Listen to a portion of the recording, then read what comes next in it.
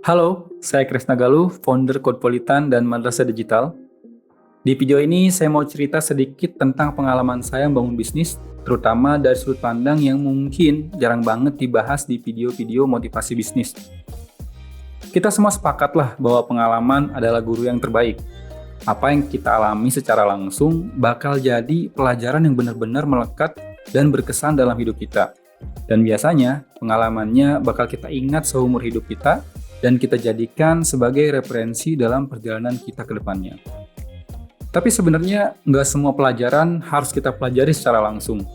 Nggak semua pengalaman harus kita sendiri yang alami.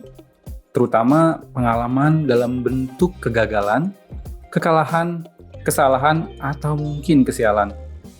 Oleh karena itu, pada kesempatan kali ini, saya mau coba sedikit sharing dari pengalaman pribadi saya tentang apa aja sih hal yang salah yang udah saya lakuin dalam membangun bisnis dan gimana cara saya menyelesaikannya. Mudah-mudahan sharing ini nanti ada manfaatnya bagi rekan-rekan sekalian, terutama mungkin buat rekan-rekan yang saat ini sedang mencoba membangun bisnis, terutama dalam bidang digital. Oke, kita mulai dengan pelajaran yang pertama. Pelajaran yang pertama, ketika kita mau mulai bangun bisnis dan berniat mencari partner atau co-founder, jangan cari partner atau co-founder yang memiliki keahlian yang sama dengan kita. Jangan cari partner atau co-founder yang menggeluti bidang yang sama dengan kita dan memiliki latar belakang yang sama dengan kita. Sebisa mungkin carilah partner yang memiliki keahlian dan latar belakang yang berbeda dengan kita. Kenapa bisa begitu? Logika sederhananya gini. Saat kita bangun bisnis, nanti akan banyak sekali permasalahan dan tantangan yang akan kita hadapi. Dan sudah pasti akan banyak permasalahan yang nantinya berada di luar kemampuan kita. Kalau kita Superman, yang bisa apa aja sih mungkin nggak akan masalah. Tapi selama kita bukan Superman, pasti kita akan punya banyak batasan-batasan tertentu.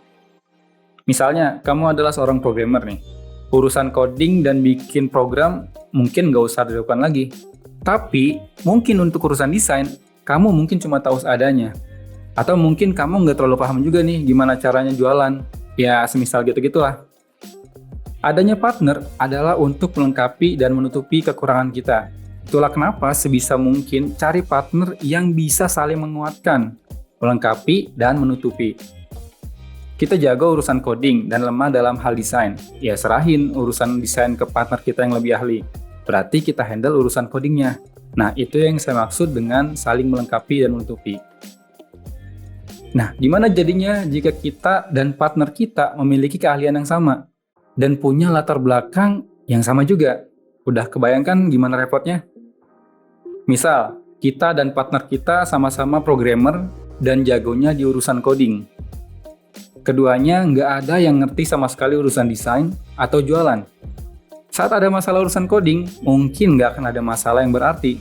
Tapi saat ada masalah dalam bidang desain, kita akan kebingungan. Masih mending nih jika ada salah satunya yang ngerti desain, walaupun cuma sekedarnya.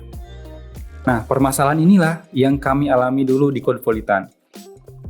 Founder Codepolitan ada 4 orang. Tahu nggak? Semuanya adalah programmer. Semuanya orang teknis, latar belakangnya mirip-mirip semua. Nggak ada yang ngerti urusan bisnis, nggak ada yang ngerti urusan desain. Dari namanya aja mungkin Codepolitan, sebenarnya udah bisa ketebak kan? Ya, kami pilih nama Codepolitan karena emang semua foundernya suka coding. Dan karena yang kebayang sama kami adalah cuma urusan coding. Sehingga yang dibikin pun nggak akan jauh seputar coding. Buat kamu yang kenal Codepolitan dari awal-awal berdiri, pasti paham yang saya maksud. Tampilan website pertama Codepolitan itu jelek parah pas awal-awal. Nggak ada seni-seninya sama sekali. Cuma didesain seadanya aja. Yang paling parah itu logonya, serius jelek banget. Sekarang saya bahkan nggak habis pikir dulu kenapa kami bisa pakai logo itu, dan bisa-bisanya semuanya sepakat menggunakan logo itu tanpa protes atau ngasih opsi yang lain. Sekedar informasi, yang desain logonya itu waktu itu saya. Harusnya ketika kita bikin bisnis, kita udah tahu tuh target marketnya siapa, nanti proses bisnisnya gimana, dan lain sebagainya. Itu sebenarnya fundamental banget. Nah, saat Codepolitan pertama kali berdiri, seriusan, kami bahkan nggak tahu gimana cara monetize-nya. Nggak kebayang sama sekali. Yang kami tahu, bikin Codepolitan itu seru karena kami bisa berkarya di bidang yang kami suka, Dan kami tahu ada banyak orang seperti kami yang senang dengan adanya Codpolitan. Malahan kalau dipikir-pikir sekarang, kok bisa-bisanya kami mampu bertahan sampai sekarang, bahkan bisa survive di masa pandemi. Kalau rekan-rekan lihat Codpolitan sekarang, pasti langsung tahu dong kalau bisnis kami adalah di bidang edukasi, which is kelas online dan training. Nah, di awal-awal dulu, sebenarnya kami lebih mirip seperti website portal berita atau informasi tentang pemrograman. Atau mungkin kayaknya lebih mirip blog deh. Kerjaan kami ya cuma nulis-nulis berita atau informasi seputar pemrograman dengan bahasa Indonesia. Udah sesederhana itu. Coba bayangin, founder ada 4, yang mana sebenarnya itu udah cukup banyak, tapi dari 4 orang founder itu, semuanya cuma bisa coding. Nggak ada yang bisa diandalkan urusan desain. Nggak ada yang bisa diandalin urusan bisnis. Untungnya, kami punya semangat hidup yang cukup tinggi, sehingga pelan-pelan kami mulai membagi peran untuk setiap founder. Sedikit demi sedikit kami mulai belajar menutupi kekurangan-kekurangan kami sambil terus bertumbuh. Walaupun semuanya cuma bisa coding, akhirnya kami sadar bahwa harus ada orang yang belajar bisnis, harus ada orang yang belajar desain, dan lain sebagainya. Sebenarnya ini sangat fundamental sekali. Di dunia startup, kita sekarang mengenal istilah hustler, hipster, dan hacker. Itu kayak formasi minimum tim buat bangun bisnis. Di mana hustler adalah orang yang punya keahlian dan fokus di bidang bisnis dan marketing. Hipster adalah orang yang punya keahlian dan fokus di bidang desain dan experience product. Sedangkan hacker adalah orang yang punya keahlian dan fokus di bidang teknologi dan pengembangan produknya. Idealnya, ketika kita membangun bisnis, terutama yang berbasis IT atau digital, 3 kriteria orang tadi harus ada tuh. Nah, masalahnya pas awal-awal Codpolitan berdiri, semua foundernya bertipe hacker. Bagi rekan-rekan yang mau mulai bisnis dan saat ini sedang mencari tim yang cocok untuk membangun bisnis bersama, berdasarkan pengalaman saya membangun Codpolitan kurang lebih selama 5 tahun ini, saya merekomendasikan ketika mencari partner atau co-founder, carilah orang-orang yang memiliki keahlian yang berbeda dengan kita.